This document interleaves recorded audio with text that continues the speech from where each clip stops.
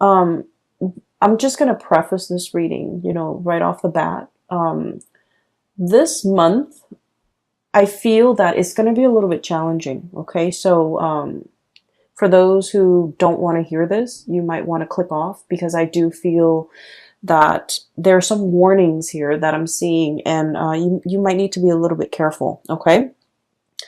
Of course, there's always going to be highs and lows, such as life. And so I feel like in the greater scheme of things, things will balance themselves out and kind of like, plateau, okay? Reach like a state of equilibrium and plateau. But I feel like things won't plateau and settle down and stabilize until possibly next year. I'm seeing more like March and April. And so for this month, I feel like there are some major sweeping changes that are coming in. And you might not see the end of it until, the month of March and April, when things kind of mellow out. Okay. So I will say this is not for the faint of heart. Let me just go through the reading. Okay. I don't want to scare you. Let me just go through the reading. First of all, I saw one image and it looks almost like a traditional, watercolored Chinese painting. That's what it looks like. They're like these really tall, high mountain ranges. They reach into the sky, and they're covered with mist. So you can see parts of the mountain range, you can see parts of the hills and things like that. And then there's a river. And everything is just, there's a lot of mist and dew and condensation in the atmosphere, so it's hard to see. So I would say visibility, you can probably only see like 100 feet in front of you. And then I see this boat, and I see this man on the boat. He has like a really long oar, and he's, it's like one of those one handed, or rather it just has one paddle, so you're kind of sticking it to the bottom of the river and moving the boat along. So that's what he's doing.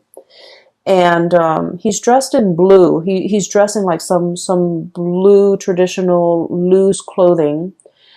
And then there's a woman in red. She's on the boat with him. So they're paddling. They're going towards a destination along the river. And then, but they can't really see what's ahead of them. But all the way out in the distance, there's this little house, okay? And once again, the atmosphere is covered in like mist and just fog. But you can see the house in the distance because there's a light that's turned on, okay? So it's highly elevated. It seems like it's in the mountains, but he's in the water on this boat, and he's trying to get himself and her to that destination. And it seems like with this image, what I'm seeing is like, I know where I'm headed. I don't know how to get there, but I know where I'm supposed to be. Okay, like that's what this image really screams out to me about. And then I'm also hearing, it's like, follow the path. You're not supposed to map out everything. You're only supposed to, do one thing at a time. Think like 100 feet ahead of you. Take it like, one step at a time almost, or even a situation where you have to have blind faith in order to get through the murky waters. That's what it feels like to me. It feels almost as if you are thinking about or embarking on a very daunting task. You don't have all the necessary, information. You don't have everything within your toolkit, but you know exactly what the end product is supposed to look like. You know what the future is supposed to hold for you, but you don't know how to really get there. So I feel like the month of December is that, embarking on this journey where you can only see that 100 feet ahead of you. And so it's really hard to plan from one day to the next when your vision is, can only take you so far. if what's out there in the distance that you're trying to reach for or achieve or attain is floating up there in the distance, it's warm and inviting and it seems really comforting and it seems like the ultimate vision or the ultimate goal, but the path that is that's like in front of you as to how can I get there, it's very murky.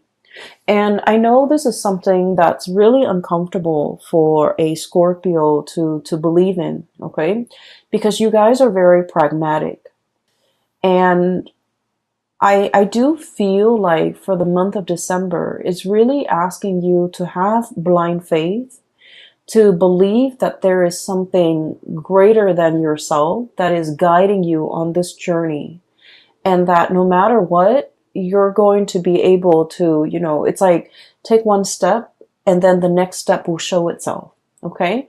And it's also telling you as well, don't cross that bridge until you get there. So it's like, don't count your chickens before they hatch. So a lot of it has to do with foresight, planning as much as you can, plan within your means. And I always would, I feel like it goes without saying, like saving up for a rainy day, because you don't know what's in the distance. You don't know how far the journey really is. You don't know if that twinkling light in that little house is like, half a mile away or even like 1,000 feet ahead of you. So I do feel in this situation, it seems very murky. It seems a little bit uncomfortable. And I almost feel like for many of you, it's almost like we're already, knee deep in this. We need to do it. We need to get there. So we have no choice but to have blind faith in order to get through this journey. For some of you, I do feel like you might have recently broken up with a relationship partner and you're just trying to figure out, you're trying to figure out your bearing. Like, what's next? What's the next step? What do I do from here on out? What is my life going to look like? So you have all of these questions kind of just popping up. And I feel like you want all of those questions answered. You want to know, you want something certain, you want something to kind of like hang your hat on, you want something to ground you, to anchor you, to even like, stroke your hair and say, it's okay, everything's going to be all right. And I feel almost like this is a spiritual journey. It's really teaching you a lot about faith, having blind faith, having trust that, everything is going to work out.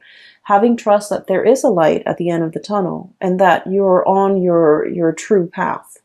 So that's all I can tell you. And so, to preface this reading, what I mentioned before, I feel like there are some major things coming into the picture. And it feels a lot like, having the rug kind of ripped out from under you. And you're going to have to find yourself again.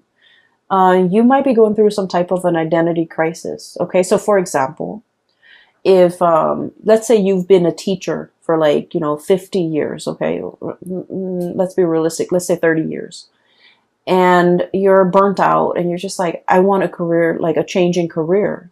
And being a teacher, being an educator was always a part of your identity. And now you're trying to figure out, who am I? Okay. Or maybe you might have been like a stay-at-home mom or a stay-at-home dad, a stay-at-home parent. And that was your identity, the caretaker, the nurturer. And then all of a sudden you might get divorced or separated. And then you're finding yourself having to go back into the labor market. And you're like, what am I good at? What are my skills? What do I want to do with my life now? Now that the other chapter of my life, which is, caretaker, homemaker, teacher, whatever it is, that identity is no longer there. What do I want to do now? So I feel like there's something here to be said. Scorpios, you guys are a fixed sign, and whatever you do it really, really well. Okay. And I feel that way strongly with a lot of Scorpios, with a lot of Virgos. Whatever you put your heart and mind to, whatever you identify as your craft, whatever it is that you do, you don't half-ass things. You do it to the best of your capabilities. You pour your heart, sweat, and tears and soul into a thing, a project, a person. You build it up from the ground, and it is the best that anyone can do. And because of it, it seems like, you leave pieces of yourself in whatever endeavor you undertake. And it's a part of your identity. Everything that you have done, you have built up, is a part of your identity because you're that perfectionistic about the things that you produce. And so when these things are kind of like, the layers of a banana, like the banana peels, when they're peeled away one by one, and we're left with this foreign, white object that is the banana without the peel, it's like, what am I now? Who am I? I do feel this sense of like an identity crisis for some of you. And then I also feel like the sense of excitement, renewal, trepidation for others of you who are willingly embarking on a new path to either change your career, to reinvent yourself, to find the next destination in your life's journey. And so what I sense is this reading could be even like split in half, okay? So there are a few more messages I'm going to relay at the end for you, but let me just go through the cards first because I feel like many of you are just like looking for answers, okay? Like, where do I step? It's almost like, that game Minesweeper. It's like an old PC game for those of you who might not be familiar with it. You click on little boxes, and the boxes are like, you don't know what you're clicking on, but if you happen to click on a mine, then the whole thing explodes and then you lose.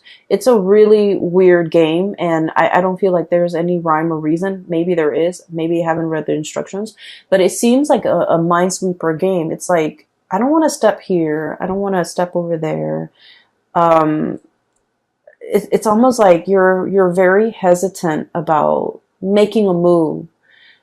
I feel like there's something here about like a very delicate situation where one thing can kind of trigger it, or one thing can throw something off kilter or off balance, okay? So let me go through the cards. So first of all, I have here the Ten of Wands. The Ten of Wands. This is pretty much, being very laden and burdened with something, okay? The stuff that we accumulate through life. Okay, this is a pack rat. This is somebody that hoards. This is somebody that has a tendency to just collect bits and pieces of scraps that they have no use for. And they look at it and they're like, oh, one day I might need that, or one day I can put that to use. And yet the day never comes, so things just pile up, things just pile on. I feel like for some of you, this might be you who might be trying to fill like an emotional void with stuff. Okay, so you might have like a shopping addiction. You might have a penchant for emotional spending, spending money to get your mind off something. You might hoard a lot of things to fill like an emotional void. Or you might be dealing with somebody. A lot of Scorpios are very clean, are very minimalist. Or at least, when you buy something, it usually has a function, okay? It's not just decorative. It usually serves a purpose. And so I feel like you might be dealing with somebody who's messy, who's, I want to say like they hoard everything. They might be a little bit greedy. They might be like, in your eyes, a little bit selfish. I just want you to understand the mentality or like the psychosis that contributes to this type of behavior. They're usually living in a place of scarcity where they have never had enough, so they've had to resort to hoarding. because they're fearful. They're fearful of, like, losing everything and having the rug ripped out from under them and ending up with nothing. So they might, swirl away their assets. They might be very paranoid about having their things taken away. They might even be, they might be even like defensive or indignant when you try to correct their behavior or you try to help them. So I do feel like you're dealing with someone who's quite difficult, and I do sense like they're messy. It's hard to get them organized. It's hard to get them motivated. They're very set in their ways, and they're also like not the neatest people to be around. Okay, so I feel that you're dealing with somebody who exhibit these behaviors. And I keep hearing like putting up with it, putting up with it. So you might have, gone a really long time putting up with their behavior, putting up with their, quirks, putting up with the way that they behave, putting up with them being super defensive. And, when someone tries to give them advice, they kind of lash out. Okay. And it's sort of like somebody who doesn't really have the skills, but rather than asking for help, they're just indignant. They're like defensive, indignant, closed off, doesn't want to, possibly even very proud, and they don't want to appear vulnerable. So I feel here, this is a situation where somebody needs help. And I feel that you're getting frustrated with this person. For some of you, this could be like a very stubborn child, okay? For others of you, this could be a very stubborn parent. Siblings, I'm hearing for some of you. It's somebody who has a lot of faults. Let's just be honest here. They have a lot of faults, but they're refusing to admit their faults. They're refusing help. They're refusing your advice. They're just like reckless even. I have the Fool on top of the Ten of Wands, which indicates to me it's somebody who's like caution to the wind, okay? Throw caution to the wind. I don't care. I'm just going to do things my way. It's like jump in first, ask questions later. So you're dealing with somebody like this, and I feel like it is a major source of frustration for you, okay? So this is coming out bright and early in the beginning of December. This is not going to permeate, the rest of December. But I do feel this might be a very important character in your life, because once you guys form emotional connection with a person, a friend, a family member, a lover, your own parents even, once you form those emotional connections, you hold that person in your inner sanctum, and this person becomes like a very important fixture in your life. And so there's a lot of frustration in dealing with somebody like this, who it's almost like they don't see a way out. They're too proud to admit their mistakes. They're too proud to ask for help. Okay. I feel like in a spiritual way, their soul, their heart is really screaming out for help. Okay. I do feel there's some emotional issues here associated with this person. They need help. They're really screaming out for help, and they want you to be patient with them. If in their physical form, they're not able to tell you this, in their spiritual form, they want to tell you, help me. You're strong enough. You're organized enough, and you're loving and caring enough. And I don't know how to ask for help in my human form, but I'm asking you for help in my spiritual form, in spirit form.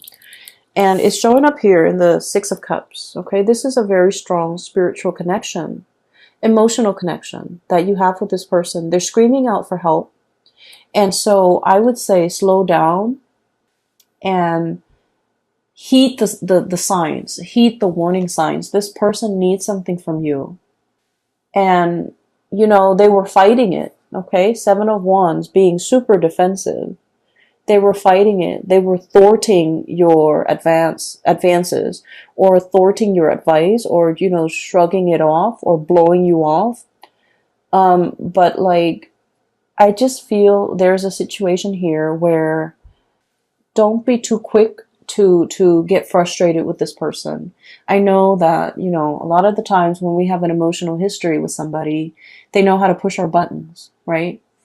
And they know how to strike us where it hurts. But I feel like there's somebody screaming out for help here, not physically, but emotionally. They need some help, and I feel like for some of you, you might have resentment towards this person, and rightfully so.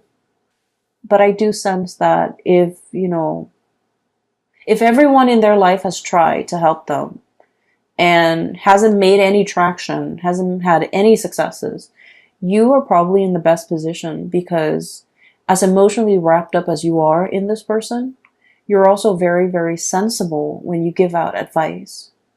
And so you might be in the best position to help this person, okay? So enough about that. I'm going to try to clear up this energy so that we can move on, because I feel like, you know, this shouldn't be taking the majority of your time for the month of December. We have bigger things here that are at stake, okay?